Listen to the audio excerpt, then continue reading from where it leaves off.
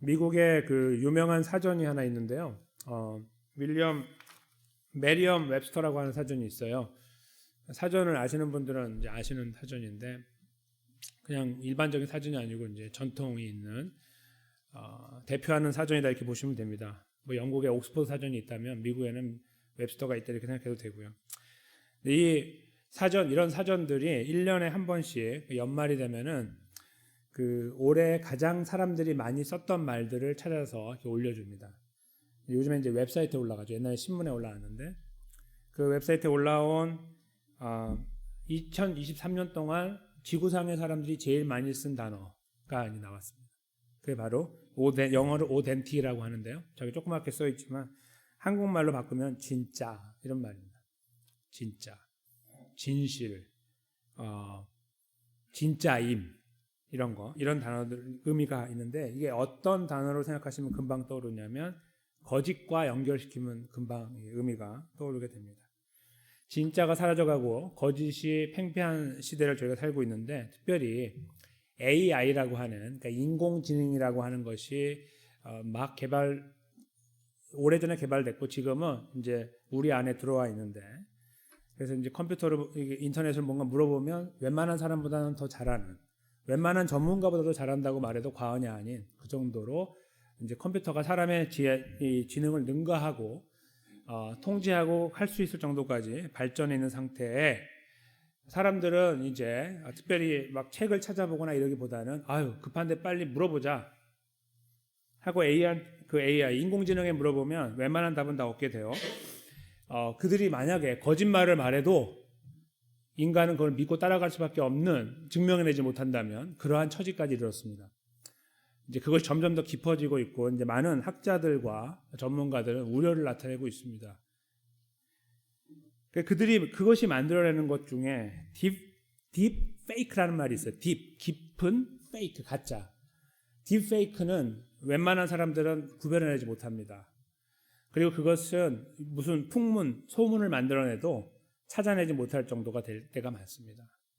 즉 예를 들어 A라는 사람이 하지도 않은 일을 저 딥페이크가 만들어낼 수 있다는 거죠. 그러면 A라고 하는 만약에 제가 A라는 사람이라고 하면 저는 아무 일도 안 했는데 세상에 이야기가 도는 겁니다.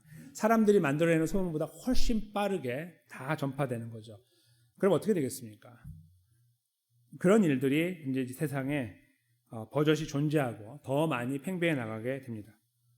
그래서 그거를 전문가들은 뭐라고 말하냐면 탈진실이라고 말해요. 포스트 트루스 영어로 이렇게 부르는데 지금은 탈진실의 시대다 이렇게 말하는 거예요. 진실을 찾아보기 어렵고 그 진짜예요? 물어봐야 되는 거죠. 확인해 봐야 되고 그런 시대가 되었다라고 이제 평가를 하고 있는 겁니다. 저 단어를 사람들이 많이 찾았다는 말은 그만큼 이게 진짜입니까? 물어보는 사람이 그렇게 많다는 거예요. 세상에.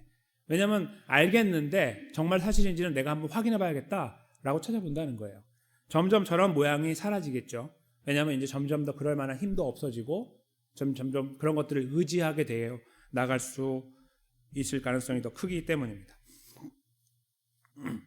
그래서 이 단어를 선택하고 이것을 표현한 웹스터의 편집장은 진실성의 위기라는 말을 씁니다. 진실성이 이제 위기를 맞이했다. 저희가 이런 이야기를 들으면 그냥 그런가 보다라고 생각하시는 분도 계시겠지만 한 번쯤 우리 주변을 돌아볼 수 있는 여유가 있었으면 좋겠다 생각을 하는 것이 저희 삶 속에도 진짜냐 가짜냐에 대한 문제가 분명히 존재하고 있기 때문입니다. 사람과의 관계 안에서도 진짜냐 가짜냐, 가정 안에서도 진짜냐 가짜냐가 존재하고 저 사람 마음이 진짜일까 그렇지 않을까 우리는 이렇게 질문하는 시간들을 자주 갖곤 하기 때문이죠.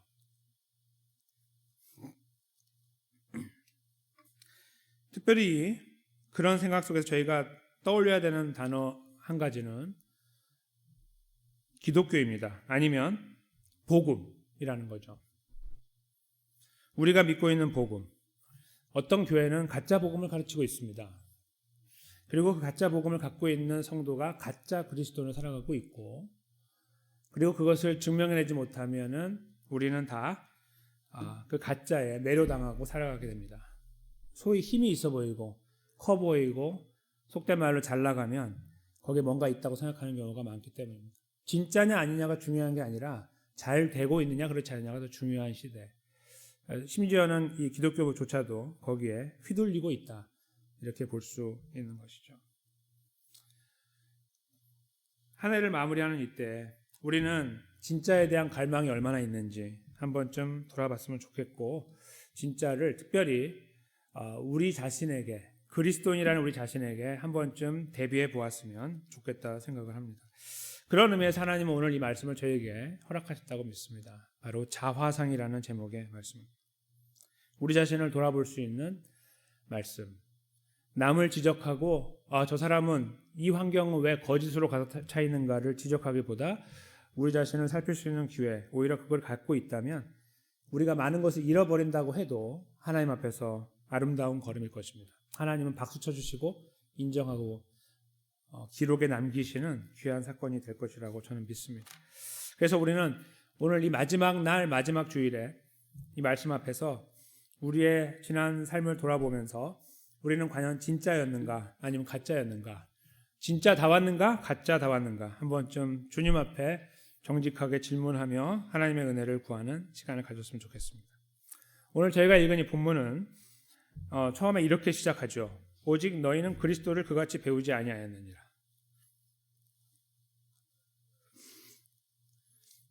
이 질문은 이 말은 앞의 내용을 알지 못하면 헤아리지 못하는 내용이죠. 그래서 앞의 내용을 살펴보면요, 이제 여기에 지금 제가 적어드리지 않았지만 어떤 상황이 이제 펼쳐지고 있냐면 에베소 교회에 있는 성도들이 예수님을 알게 됐다 이거예요. 그래서 구원을 받았는데 그들의 주변에 여전히 그들을 유혹하거나 힘들게 하거나 아니면 그들과 여전히 같이 가고 있는 존재들이 있는데 그들은 경계해야 되는 존재들이다. 이제 그런 말입니다. 제가 18절을 잠깐 읽어드릴게요. 앞에 있는 건데 제가 그냥 읽어드립니다. 그들의 총명이 어두워지고 그들 가운데 있는 무지함과 그들의 마음이 굳어짐으로 말미암아 하나님의 생명에서 떠나 있도다. 그러니까 에베소 교회 성도들은 아닌데 그들 주변에 있는 사람들 중에 그들과 관계를 형성하고 있는데 사실은 예수 그리스도를 믿지 않아서 믿는 척을 할 수도 있고 안 믿거나 그래서 주변에 있는데 그들을 오히려 그들 앞에 걸리작거리는 존재가 되어 있다는 거예요. 그들을 놓고 그들을 조심해야 되는데 그들은 하나님의 생명에 떠나 있기 때문이다라고 이제 이야기를 하고 있는 거예요. 말씀을 하고 계시는 거예요. 그 다음에요. 그 다음 절도 이렇게 쓰고 있습니다. 그들이 감각 없는 자가 되어 자신을 방탕에 방임하여 모든 더러운 곳으로 욕심을 행하되 이렇게 표현합니다. 그러니까 지금 제가 19절 말씀을 읽어드렸는데요. 이 앞에서 저희가 이게 듣는 단어들이 그렇게 좋은 단어들이 아닙니다.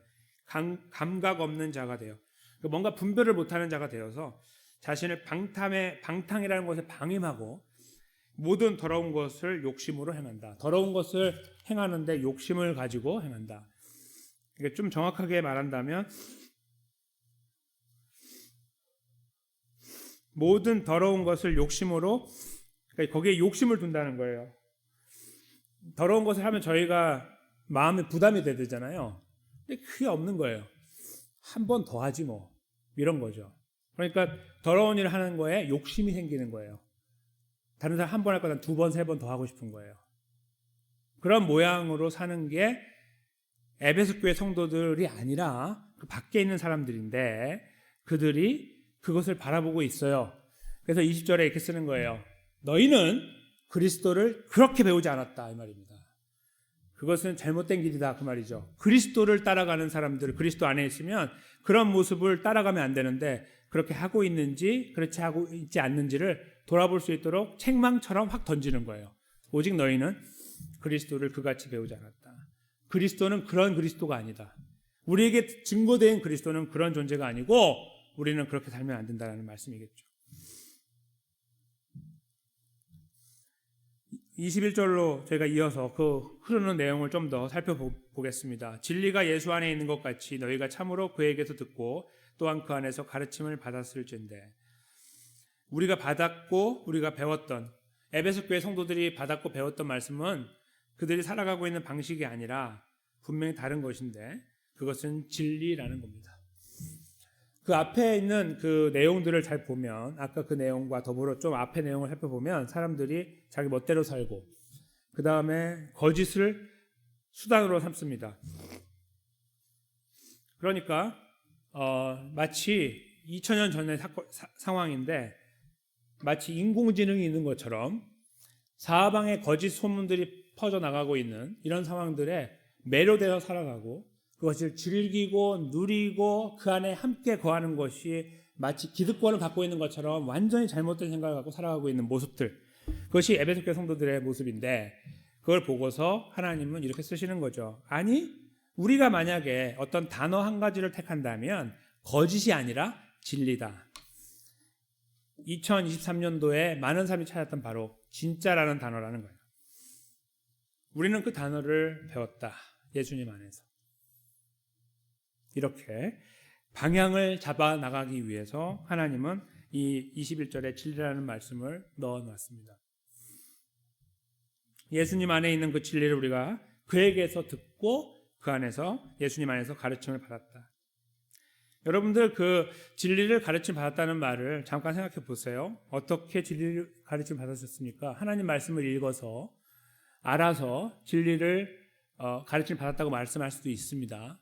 그런데 이렇게 말씀을 들으실 때마다 예수님이 누구이신지를 알아나가는 것, 그것이 저는 중요한 가르침이라고 생각합니다. 지식으로 가져가는 것도 중요하지만 이 말씀을 통해 이렇게 들어나갈 때 하나님 우리에게 주시는 감동과 또 격려가 있습니다. 근데 그 말씀을 듣다 보면 예수님이 이런 일은 저런 일을 하고 위대한 분이었다라는 이야기를 옆으로 치워놓고 그 예수님이 갖고 계신 진실성에 맞닥뜨리게 되는 거죠. 그때 저희 자아가 무너지게 됩니다. 그러니까 예수님이 어떻고 저쩌고는 우리에게 지식으로 남아있는 것 뿐입니다. 예수님이 그래서 어떻게 하죠? 그래서 나에게 무슨 의미가 있는데를 발견할 때 우리가 무너지는 거죠. 그게 우리가 예수님 처음 만났을 때 시간이었습니다. 여러분들 예수님이 위대하다고 해서 믿으십니까? 예수님 어떤 부분이 좋아서 예수님을 믿으며 예수님을 섬기며 예배하고 계십니까?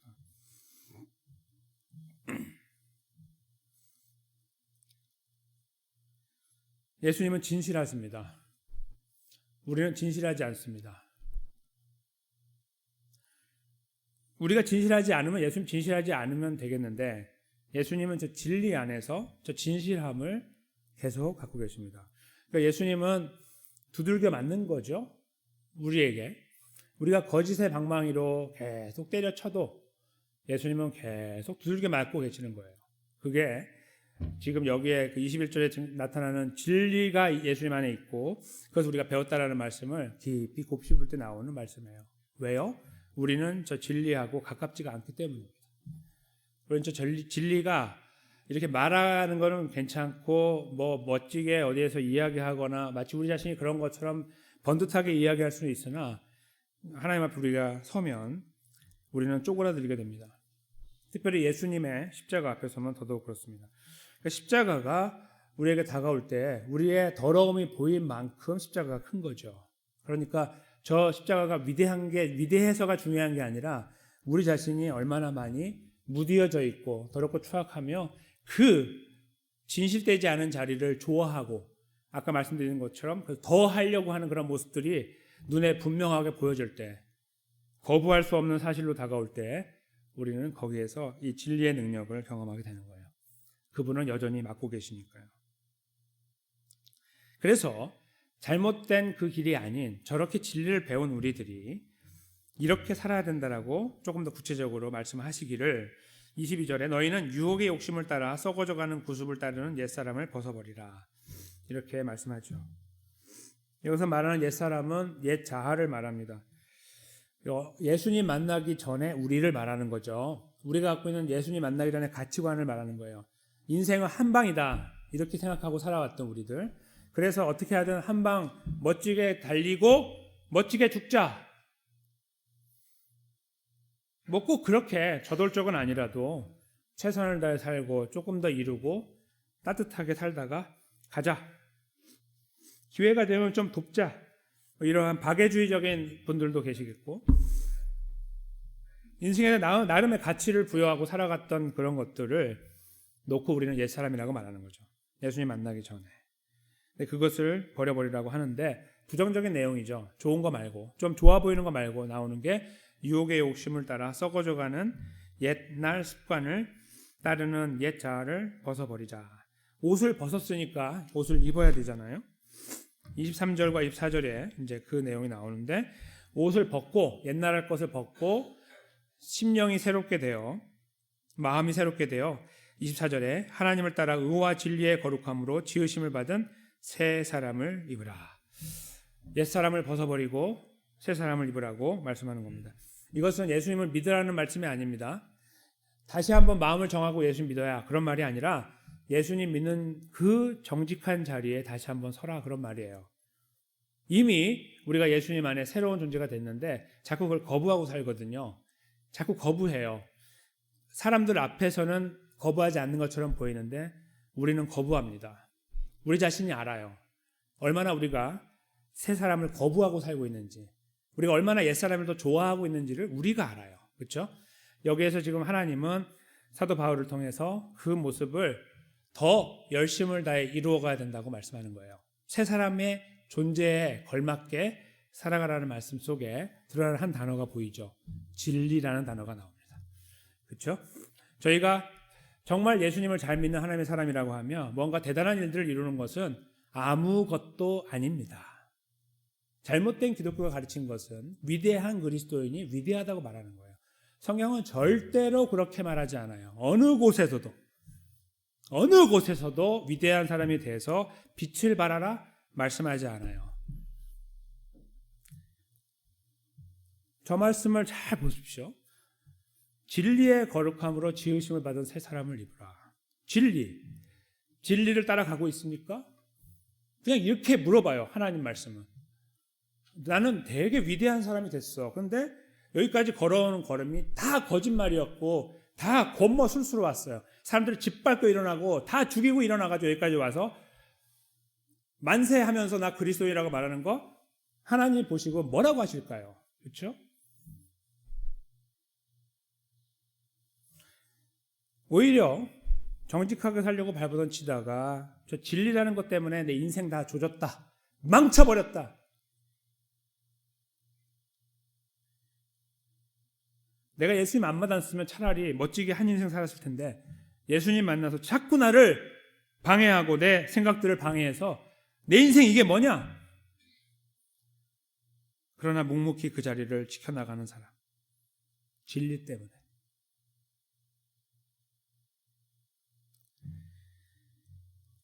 저희에게는 그런 사람들은 박수의 대상이 아닙니다. 미안하지만. 교회 안에서도 그래요. 그런 사람들은 별로 박수 안 받아요. 야, 저 사람이 그래도 참 대단한 것 같아요. 위대한 것 같아요. 참 훌륭한 것 같아요. 그냥 말만 하는 겁니다. 왜요? 우리는 그 자리에 그 곁을 잘 지키고 싶지 않거든요. 어려운 거 같이 옆에 있다 불 받고 싶지 않거든요. 불을 받는 거죠. 불비열하게라 그럴까요? 옆에 괜히 있다가 맞는 거 싫으니까 멀찌감 떨어져가지고 훌륭한 사람이라고 말하는 건 좋아하죠. 그 진리의 자리에 동참하는 거 정말 쉽습니다. 쉽지 않고 싫습니다. 근데 그렇게 가는 것이 그리스도인의 걸음이라고 하나님은 사도 바울을 통해 에베소 교회 성도들에게 말합니다. 그리고요, 이 진리에 대한 말씀을 이렇게 마무리 짓는 거죠. 25절이죠. 거짓을 버려버려라. 각각 그 이웃과 더불어 참된 것을 말하라. 이는 우리가 서로 지체가 됨이니라. 특별히 앞부분을 집중하면 거짓을 버리고 참된 것을 말하라.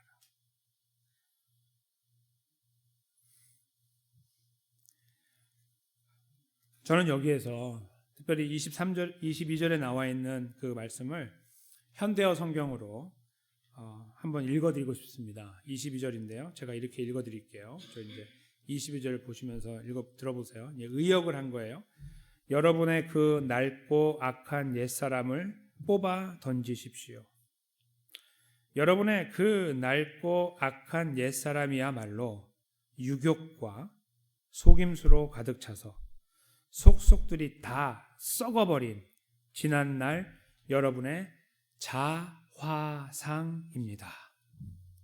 이것이 바로 22절을 의역한 거예요. 이렇게 들으면서 쉽게 이해할 수 있도록. 마지막에 나와 있는 자화상이 바로 오늘의 말씀의 제목이죠. 우리는 두 자화상을 가지고 살고 있는 것입니다. 하나는 예수님 안에서 이룬 새 사람이라고 하는 자화상, 소위 그리스도인이라고 하는 자화상을 갖고 삽니다. 근데 우리는 그 자화상에 걸맞지 않게 행동하며 살아갈 때가 더 많이 있습니다. 그것은 옛 자아의 자화상이죠. 사람을 속이면서 사람의 눈을 속이고 때로는 우리 자신을 속이기도 하면서 저 자화상 두 가지를 주물럭 펴 주물렀다 폈다 이거 하면서 왔다 갔다 하면서 우리 자신의 삶을 살아가고 있는지 모릅니다. 그 사실을 다 알고 계신 하나님은 우리의 그런 모습들을 바라보실 때 마음이 많이 아프시겠죠. 거짓을 버리라고 하시는 하나님은 그럼 저희들에게 정직하셨습니까? 네, 정직하셨습니다. 약속하신 대로 예수님을 십자가에 못 박기 위해 이 땅에 보내셨고 예수님은 그 약속대로 십자가에서 찢겨주셨습니다. 그래서 약속을 온전하게 완성해 주셔서 우리가 구원받은 백성이 되게 되었던 것이죠. 에베소 교회 성도들에게 하나님은 이 예수님을 기억하도록 독촉하고 있는 것입니다. 격려하고 있는 것이죠. 왜냐하면 이 성경을 읽고 있는 처음 읽었던 에베소 교회 성도들이나 우리나 똑같기 때문입니다. 그들은 저희보다 달랐을 것 같고 예수님과 조금 더 가까이 있었으니까 몇십 년 전에 예수님이 승천하셨으니까 이렇게 가까이 있으니까 또 잘할 것 같지만 성경을 보면 전혀 그렇지 않았습니다. 우리와 똑같고 우리처럼 못났던 사람들이죠.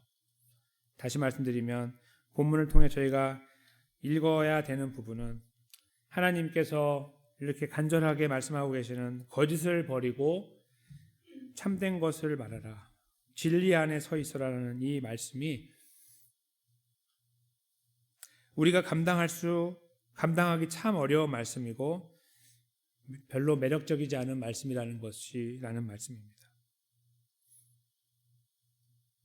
저는 여러분들을 죄인으로 몰아가고 있는 것이 아닙니다. 조금 더 여러분들을 하나님 앞에 진실되게 세워드리려고 하는 겁니다.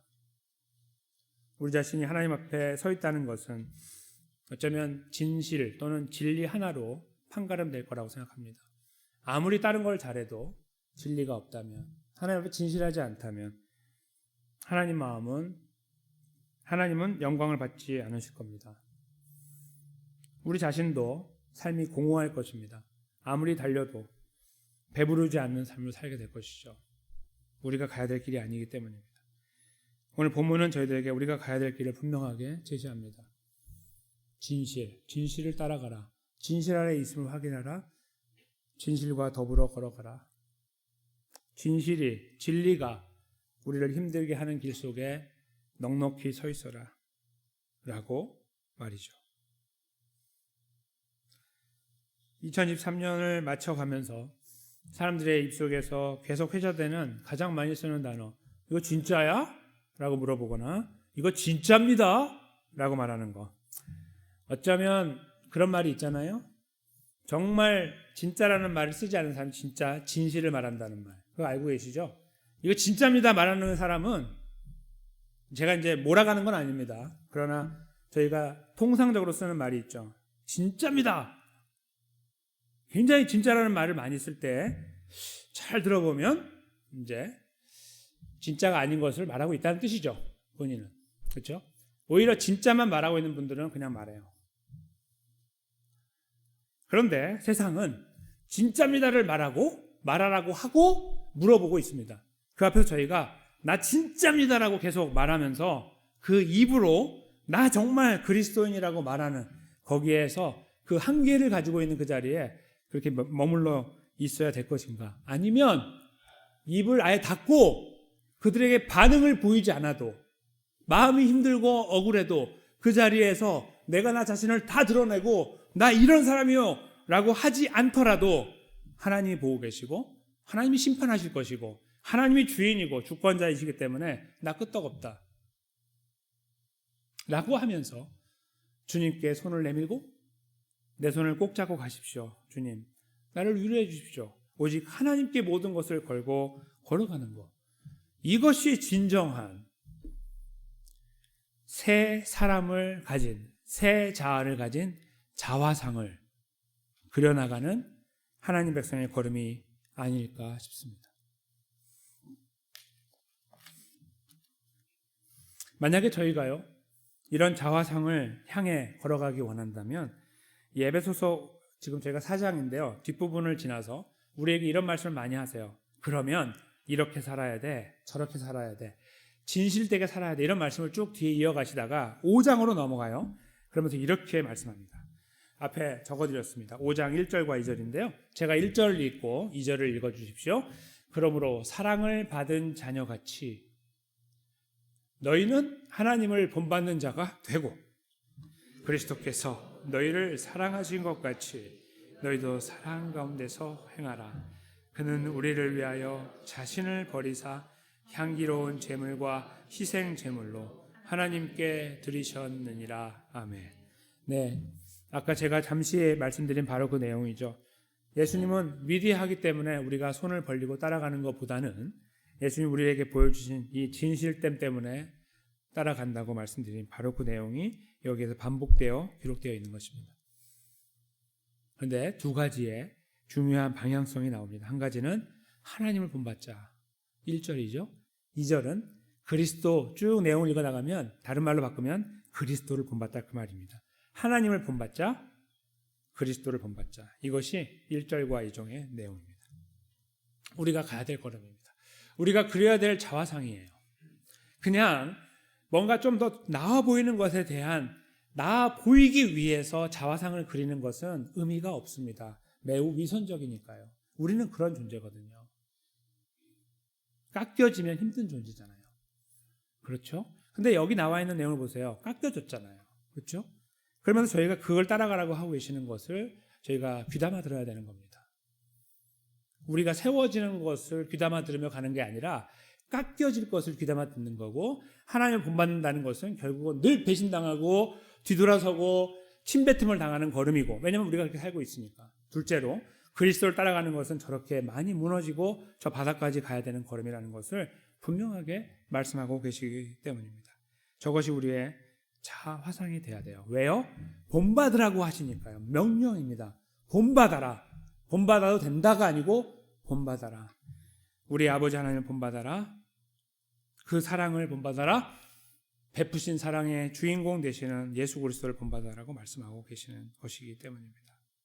그래서 우리는 하나님을 본받고 예수님을 본받아야 되는 존재입니다. 그것은 그렇게 잘 살면 하나님 우리에게 구원을 주시기 때문이 아닙니다. 여러분과 저는요, 많이 부족한데 구원을 받았기 때문입니다. 지금 5절 말씀이 그걸 증명하고 있는 거죠. 사랑을 받았잖아. 사랑받은 자녀잖아. 이렇게 말씀하고 있는 겁니다. 우리 자신이 이 말씀을 소화할 수 있는 능력은 없지만 우리에게 보여지는 이 분명한 방향은 반드시 기억해야 됩니다. 어떤 사람을 본받고 누구를 본받는 것도 중요합니다. 믿음의 선진들을 본받아가고 이런 장로님, 이런 권사님, 이런 집사님을 본받아가는 것 참 아름다운 일입니다. 그러나 성경은 저희들에게 누구를 본받으라고 할 때마다 항상 하나님과 예수 그리스도를 알려주고 계십니다. 범접할 수 없고 다다를 수 없는 그 기준이 되는 바로 그것을 향해 저희들의 시선을 고정하도록 만들고 그 길로 가도록 합니다. 왜요? 사람에게는 실망하니까요. 그 어떤 사람에게도 저희는 그 기대를 끝까지 유지해 나가기가 어렵기 때문이죠. 그럼 우리 하나님 아버지와 예수 그리스도는 영원하십니다. 그것은 저희가 영원하다고 고백하기 때문에 영원하신 것도 아니고 그냥 성경을 들쭉도 보니까 그렇게 보여서 영원한 것도 아니라 우리가 지금까지 살아온 것을 보면 너무나 분명히 보이기 때문입니다. 우리가 그렇게 안 했는데 여기 있잖아요. 그렇죠? 우리가 그렇게 안 했는데 여기 있어요. 우리는 하나님의 그 사랑을 입을 만한 존재가 아닐 뿐만 아니라 사랑한다라고 말씀하시는 그 앞에서도 우리가 비웃고 조롱하듯이 조소를 던지면서 등을 돌리는 일들을 많이 이루고 살아왔고 지금도 살고 있을 수 있고 앞으로도 분명히 살 것이니까요. 그것이 저희들의 민낯입니다. 너무 신기하지 않으신가요? 이 사랑을 생각하면 너무너무 신기하지 않으세요? 왜 우리를 사랑하시죠? 왜 여러분을 사랑하실까요? 나한테 잘난 구석이 좀 있으니까 사랑하시겠지라는 말이 정답일까요? 저는 납득이 되지 않아요. 어떤 훌륭한 분을 봐도 저는 납득이 되지 않아요. 저 자신은 당연히 납득이 안 되고요. 여기 안에 계시는, 교회 안에 계시는 우리 어른들, 훌륭한 믿음의 선배들을 바라볼 때도 납득이 잘 안 돼요. 그것이 하나님 우리를 향한 사랑입니다. 그리고 지금까지 2000년 동안 예수 복음을 지탱해 오신 하나님의 능력입니다. 강력한 힘으로 무기로 사람들을 압박하고 눌러서 예수님 믿으라고 믿게 해서 여기까지 복음이 전파된 것이 아니었습니다. 선교사들은 가는 곳마다 얻어 터지고 칼로 찔리고 총에 맞고 찔려지고 잘려지고 던져지고 그렇게 복음은 전파되어 왔습니다. 그것이 진짜 복음의 능력이었으니까요. 예수님이 걸어가신 걸음이었고 우리에게도 지금 말씀하고 있는 걸음이기 때문입니다. 사랑하는 성도 여러분, 2023년을 마무리합니다. 우리가 걸어왔던 삶을 한번 들추어 보십시오. 우리들의 자화상은 어떤 것에 가깝습니까? 새로운 자아를 입은 존재로 그것이 잘 표현되고 있는 자아에 가깝습니까? 그런 분도 계시겠죠. 발버둥 치고 그 자리에서 눈물 흘리며 걸어오신 분도 계실 것입니다. 격려를 드리고 박수를 보내드립니다. 걸음에 더 힘있게 설 수 있기를 기도합니다. 그러나 행여 저희가 거짓 쪽에 더 가깝고 옛날 것들이 더 좋고 거기에 나 자신이 더 많이 기울어 있는 상태로 왔던 자화상이 보인다면 우리는 이 말씀을 붙잡고 가슴에 품고 주님 앞에 무릎 꿇어야 될 것입니다. 2023년을 마무리하면서 하나님, 내년에 새롭게 걷는 걸음 속에서 나의 자화상을 이렇게 바꾸어 주십시오.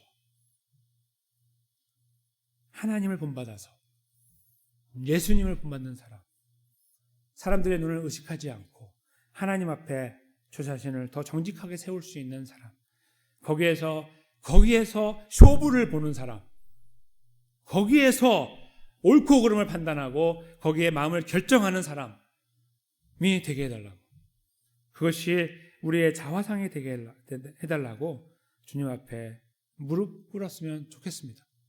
그것이 저희들이 이 한 해를 마치는 오늘 이날 이 말씀 앞에서 정직하게 우리를 세우고 고민의 끝자락에서 하나님 앞에 기도해야 될 내용이 될 거라고 믿습니다. 사랑하는 성도 여러분, 우리는 사랑을 입었습니다. 이 사랑은 이해할 수가 없습니다. 그 사랑 안에 우리가 거하고 있는 것은 우리가 담아낼 수 없을 만큼 큽니다. 그 사랑이 여전히 우리 안에 계시지 않습니까? 우리가 이 시간에 이 말씀의 끝자락에서 기도할 때 조금 더 그 부분에 집중하면 좋겠습니다. 그저 이렇게 기도하라고 하니 이거 기도하고 저렇게 하라고 하니 저거 기도하는 그런 거 말고 좀 깊이 나를 사랑하시는 하나님의 사랑에 대해 순진하게 고민하는 시간이 우리 안에 있었으면 좋겠습니다. 우리 그런 기도의 시간을 함께 가지며 이 말씀을 마무리하면 좋겠습니다. 그 자리에 믿음으로 건강하게 세워주시는 사랑하는 성도들과 저희 삶이 되기를 예수님의 이름으로 축원합니다.